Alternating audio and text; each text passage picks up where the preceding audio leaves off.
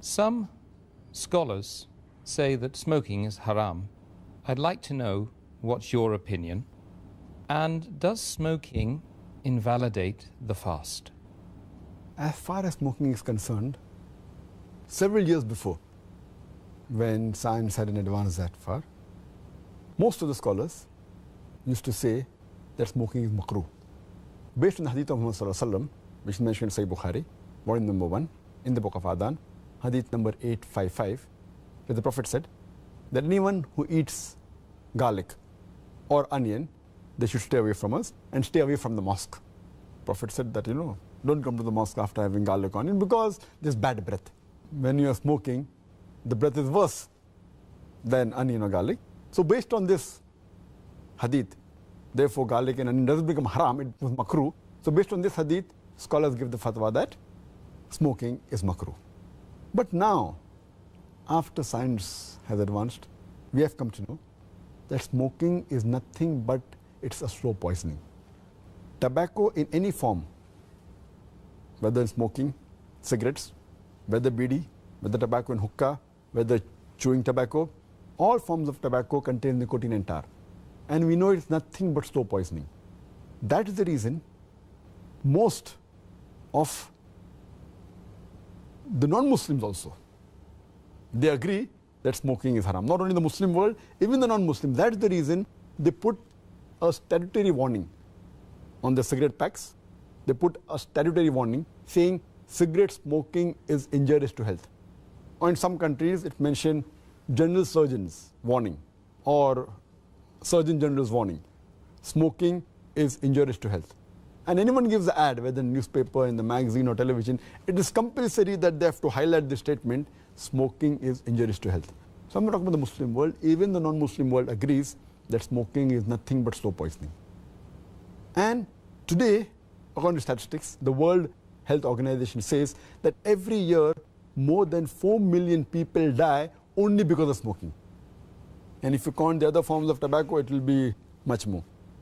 And today medical science tells us, and even I had learned when I was doing my medicine in the medical college, that more than 90% of the lung cancer deaths are only due to smoking, whether cigarette or bidi or whatever it is.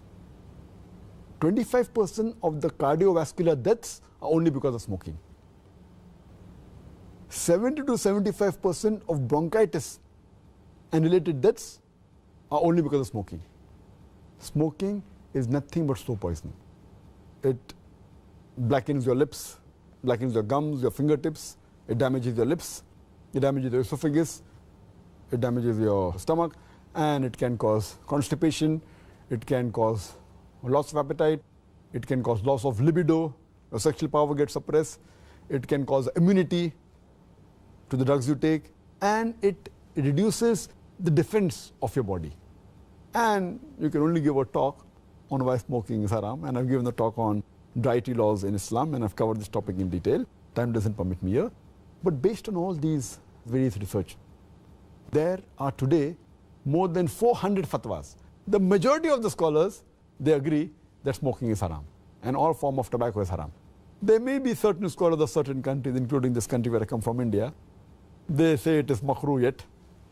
But most of the scholars, otherwise, throughout the world, majority of them, they agree that smoking is haram. Allah says in the Quran, in Surah Araf, chapter number 7, verse number 157, that you follow the prophet, the unlettered prophet who's mentioned in your law and scriptures.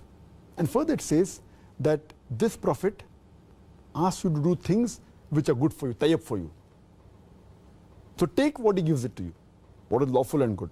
And he prohibits things which are khabis, things which are unlawful, things which are bad for you. So what a prophet gives, what he gives you which is good, take, and he prohibits you things which are khabis, unlawful, you have to abstain from it. This is the law. And Allah says in the Quran, in Surah Baqarah, chapter number 2, verse number 195, make not your own hands the cause of your own destruction, indicating that do not kill your own self. Because smoking is nothing but slow poisoning, it comes under this category, something like suicide. Slow poisoning, every puff you take, you reduce your life. So based on this, there are more than 400 fatwas saying that smoking is haram. And furthermore, this is one of the major reasons why it's haram. Furthermore, Allah says in the Quran, in Surah Araf, chapter number 7, verse number 31. Eat and drink, but do not be extravagant. Allah says in Surah Isra, chapter number 17, verse number 26, 27, that do not be extravagant, do not be a spendthrift. For verily, a person who is a spendthrift is a brother of the Satan, is a brother of the devil. And we know that when we smoke, it's nothing but extravagance. It's nothing but taking a pound note or a few pounds, or taking a dollar note, the green dollar bill, or a pound, and lighting up with fire. When we smoke, when we light the cigarette, it's nothing but burning money, whether it be rupees, whether it be dollars, whether it be pounds, whether it be riyals. It's nothing but extravagance, which is haram in Islam. And you can give a list of reasons why it's haram. But just to cut it short, one more reason, that you cannot harm your own neighbor. You cannot harm your own brother. And in smoking, when you exhale out the smoke, it causes more damage to your neighbor. Passive smoking is more dangerous than active smoking. And the person who smokes, when he exhales out, if the person who's a neighbor inhales the smoke, it causes more damage to him than the person who smokes. That's the reason many countries like Singapore, etc., they've banned smoking in public places. In your personal house, you can do it. In public places, in government places, smoking has been banned. So based on this, it's haram. So smoking is haram.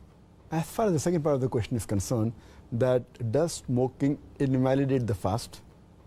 Normally when a person smokes, the smoke goes into the lung, but there are some other particles also that go into the stomach. So when we smoke, besides the smoke going into the lungs, it also goes into the stomach, and there are some particles, there are some residual things.